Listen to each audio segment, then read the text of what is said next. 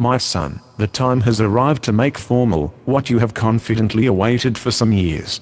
Of all your brothers, sisters, and cousins, as well as the offspring of my close allies, I have chosen you to be heir to my empire. All the trust funds, foundations, and accounts through which my empire is controlled, shall pass into your hands upon my retirement. All my alliances, understandings, and enmities with my handful of peers around the globe, shall gradually become yours.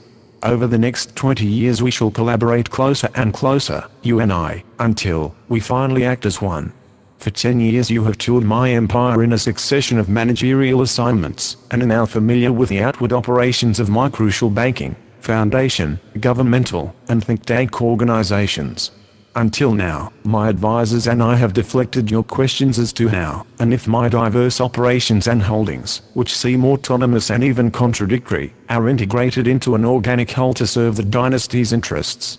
The fact that you ask these questions, rejecting my carefully nurtured public image as an idle, coupon-clipping philanthropist, was a major factor in the high esteem in which I hold you. Most of your competitors found puppet leadership in any one of my organizations so awesome and gratifying that they immediately eliminated themselves from the contest for the top position which you have won. Such men of limited vision are necessary for my success. They bend unconsciously to the subtle pressures to which I expose them. They can be led in any direction I choose by simple-minded rationalizations aimed at their vanity without being privy to my motives, which would be short-lived secrets in their undisciplined and envious minds. Most important in your selection as my successor, however, was your psychological nature, which has been faithfully reported to me over the years by my associates, many of whom have advanced psychological training. A man in my position must have total mastery over his emotions. All actions affecting the power of the dynasty must be taken on the basis of coldly reasoned power calculations, if the dynasty is to survive and prosper at the expense of its subjects and rivals. All power is impossible to those whose pursuit is ruled by sentimentality, love, envy, power, lust, revenge, prejudice, hatred, justice, alcohol, drugs, or sexual desire. Sustained power is impossible to those who repress all their irrational longings into their subconscious, only to have them return in compulsive, out-of-control behavior that inevitably leads to their ruin.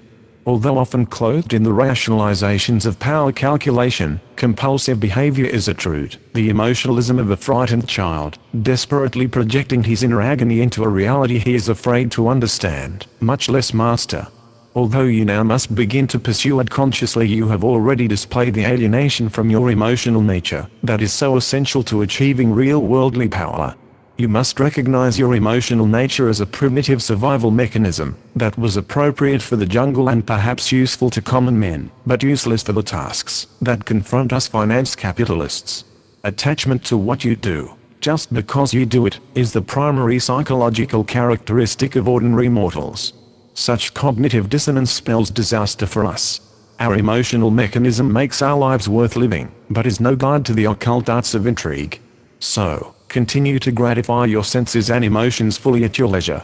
As long as the empire prospers, you will have resources to indulge in systematic gratification which will leave your irrational urges sated, and, therefore, powerless.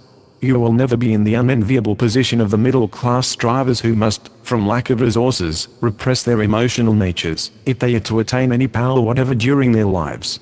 Typically, they end up taking their pleasure from the victories and cruelties of their struggle.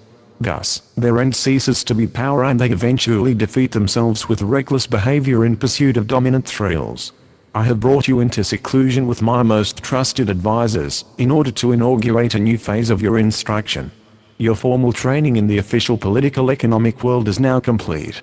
This weekend will mark the beginning of your training in the occult technology of power that lurks behind outer appearances. As your tutors will explain, occult or secret knowledge is the basis of all power in human society, so I use the word occult advisedly, in its pristine usage. As I am sure you are aware by now, productivity in itself does not secure power, and therefore does not secure the gratifications of life. After all, slaves can be productive. None of my organizations in which you served so well are concerned with advancing the techniques of satisfying human needs and desires. Rather, all are dedicated to the surreptitious centralization of productive, but especially coercive, efforts in my hands, or in creating the intellectual climate in which such veiled control would be tolerated in the future. I destroy or paralyze productive efforts that cannot be ensnarled in my web. After a break, Professor A will take the floor in order to put finance capitalism into full biological perspective.